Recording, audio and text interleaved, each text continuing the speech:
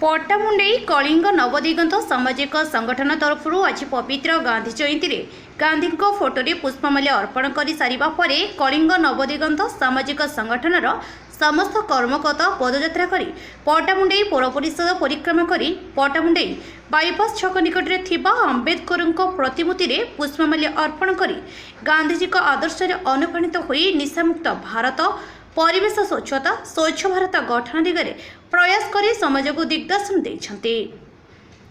पट्टामुंडईरू अशोक कुमार साहू और केन्द्रापड़ारू हिमांशु महांती रिपोर्ट आवाज ओडिशा।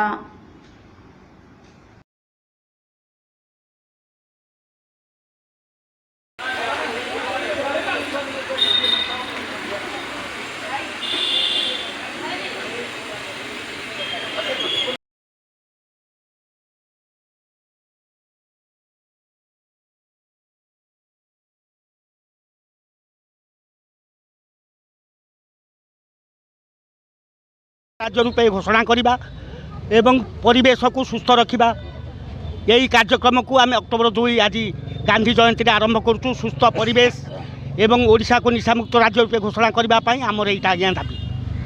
धन्यवाद आज्ञा। आपण आज हूँ अक्टोबर 2 तारीख।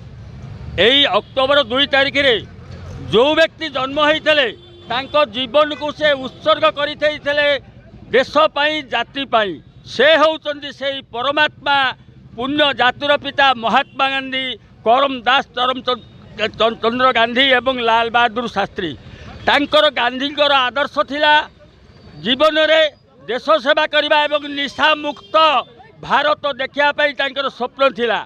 तांकरी पथरे आम आज अगणित पिला समस्ते पट्टामुंडई बजार रे वर्तमान घोषणा करियो जाउछु पदयात्रा करूछु जेमिति कि भारत हो ओडिशा हो पट्टामुंडई बजार रे निशा मुक्त हो यही आमर आज कार्यक्रम एतिक मु कही मो कथा रखुछि। धन्यवाद। मु धनेश्वर दास पट्टामुंडई ब्लॉक कांग्रेस कमिटी सभापति।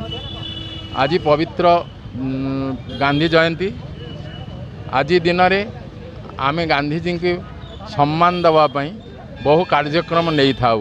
ता भितर बड़ कार्यक्रम तांकर थिला जे निशामुक्त भारत। ये निशामुक्त भारत पाई आज आमर नवदिगंत संगठन पुणी तार कार्यक्रम आरंभ करिछि।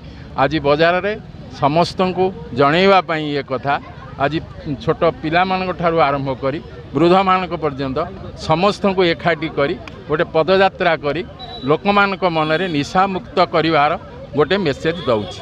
धन्यवाद।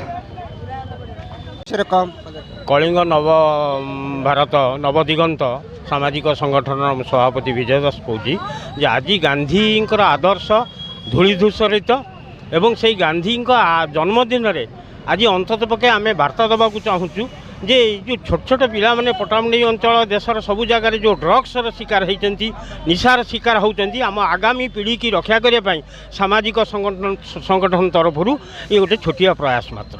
धन्यवाद।